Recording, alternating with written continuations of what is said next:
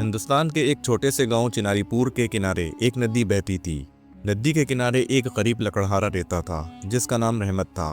उसके पास ना बड़ा घर था ना कोई जायदाद, बस एक पुरानी कुल्हाड़ी थी जिससे वो जंगल के दरख्त काट कर अपना और अपने बूढ़ी माँ का पेट पालता था। एक सुबह जब सूरज की पहली किरणों ने दरख्तों के पत्तों को छुआ, रहमत अपनी कुल्हाड़ी कंधे पर रखे जंगल की तरफ निकल गया। हवा में ओस की खुशबू थी और परिंदों के चहकने से फिजा जिंदा मालूम होती थी। रहमत दरिया के किनारे वाले दरख्त काटने लगा क्योंकि वहाँ की लकड़ियाँ नरम और कीमती थीं। वो मेहनत में मगन था कि अचानक उसका पाँव फिसला और उसकी कुल्हाड़ी नदी में गिर गई। रहमत ने घबराकर नदी में झांका, मगर पानी इतना गहरा था कि नीचे कुछ नजर ना आया। वो गम से जमीन पर बैठ गया, चेहरा मायूसी से भर गया। या अल्लाह, अब मैं क्या करूं? यही कुल्हाड़ी तो मेरा सब कुछ थी। उसने आसमान की तरफ देखकर आंसू पोंछे। शाम होने को थी, मगर वो बगैर कुल्हाड़ी के घर नहीं जाना चाहता था। वो नदी के किनारे बैठा रोने लगा। उसी वक्त नदी के बीच से एक सुनहरी रोशनी उभरी।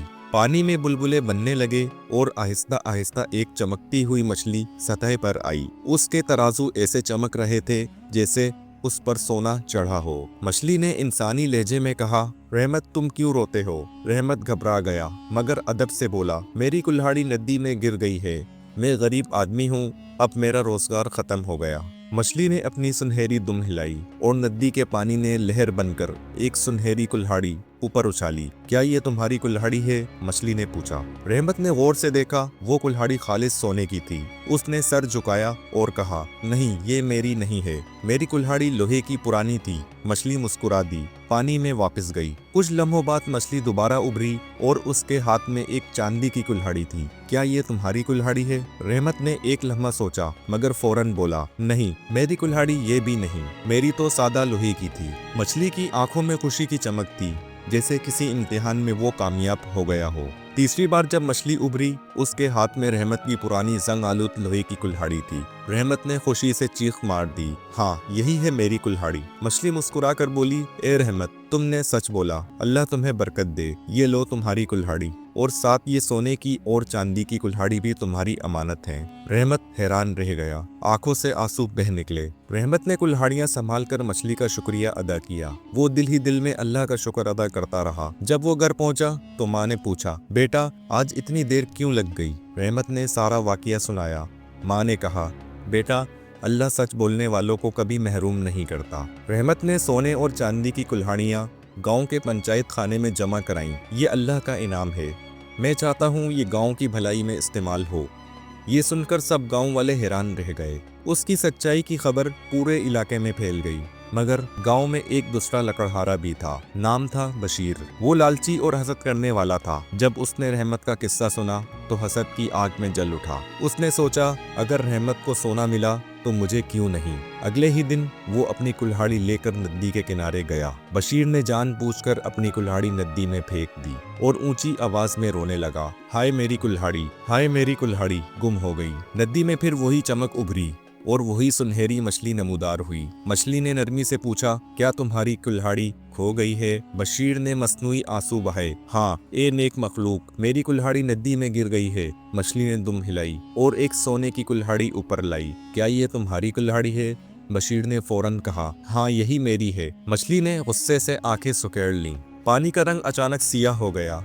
नदी में गरज सुनाई दी। मछली की आवाज गूंज उठी, ए झूठे इंसान, तूने लालच में आकर झूठ बोला।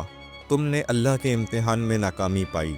अगले ही लम्हे नदी के पानी ने एक तूफान का रूप इख्तियार किया और बशीर को अपनी गहराई में खींच लिया। शाम तक बशीर वापस ना आया। गांव वाले परेशान हो गए। जब अगली सुबह नदी का पानी कम हुआ तो किनारे पर बशीर की पुरानी टोपी पड़ी थी, मगर वो खुद गायब था। लोग कहते हैं कि उसकी रूह आज भी नदी के नीचे कैद है। रहमत ने जब ये खबर सुनी तो उसकी आंखों से आंसू बह निकले। वो नदी के किनारे गया और दुआ करने लगा, ए अल्लाह, उसे माफ़ कर दे, वो नादान था। अचानक नदी के पानी से हल्की सी आवाज़ आई, रहमत, सच्चाई वो ख़जाना है जो इंसान को हमेशा ज़िंदा रखती है। उस दिन से नदी के किनारे कोई झूठ बोलने की हिम्मत नहीं करता था। गांव वाले उस नदी को सच्चाई की नदी कहने लगे। मगर कहानी यहीं ख़त्म नहीं हुई, क्योंकि एक रात रहमत ने ख्वाब में देखा कि वही मछली उससे बात कर रही है। मछली ने कहा, रहमत, अब वक्त है कि तुम अपनी एक नई आजमाइश के लिए तैयार हो जाओ। नदी के नीचे एक राज छुपा है। एक मछली जो इंसान बनना चाहती है मगर उसका ईमान आजमाया जा रहा है।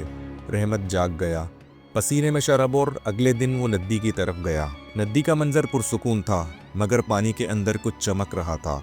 उसने हाथ डाला तो एक छोटी सी चांदी की मछली निकल आई। वो कांपते लहजे में बोली, रहमत, मुझे आज़ाद कर दो, मैं एक गुनहगार रूह हूँ जो मछली के रूप में कैद है। रहमत ने हैरत से उसे देखा। मछली ने बताया कि एक ज़माने में गांव की औरत थी जो झूठ बोलकर दूसरों को नुकसान पहुंचाती थी, इसलिए उसे इस शक्ल में बदल दिया गया। अगर कोई नेक दिल इंसान मुझे सच्चाई से आज़ाद करे तो मैं फिर इंसान बन जाऊंगी। रहमत ने बिस्मिल्लाह कहकर मछली को नदी में वापस छोड़ दिया। उसी लम्हे आसमान पर बादल छा गए, नदी से रोशनी का एक दायरा उठा और उस मछली की जगह एक नूरानी औरत नमूदार हुई। उसने रहमत से कहा, तुमने सच्चाई का हक अदा किया, अब ये नदी हमेशा तुम्हारे नाम से पहचानी जाएगी। और वो रोशनी में गायब हो गई। गांव वाले जब वहां पहुंचे तो देखा कि नदी के किनारे पानी से लिखा हुआ था, सच्चाई रहमत है। सब हैरान रह गए। रहमत खामोशी से मुस्कुराया और माँ के पास वापस आया। उस दिन से वो जंगल छोड़कर बच्चों को सच्चाई का सबक देने लगा। वक्त गुजरता गया, रहमत के बाद भी लोग उस नदी को रहमत नदी कहते। जो कोई झूठ बोलता नदी का पानी सियाह हो जाता और जो सच बोलता पानी में चमक पैदा होती।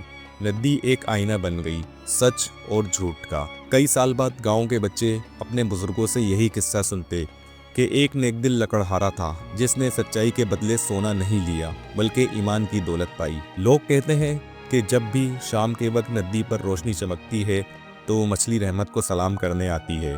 सच्चाई की वो रोशनी अब भी नदी के पानियों में झिलमिलाती है।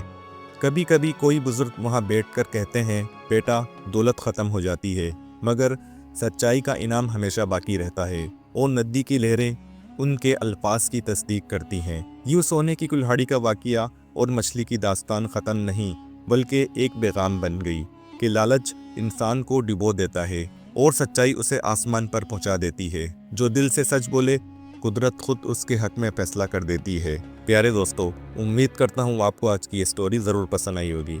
अगर आपको ये स्टोरी पसंद आई है तो कमेंट्स में अपनी राय का इजहार ज़रूर कीजिएगा और हमारे इस चैनल को सब्सक्राइब और वीडियो को लाइक ज़रूर कीजिएगा। आपका ये वीडियो देखने का बहुत बहुत शुक्रिया।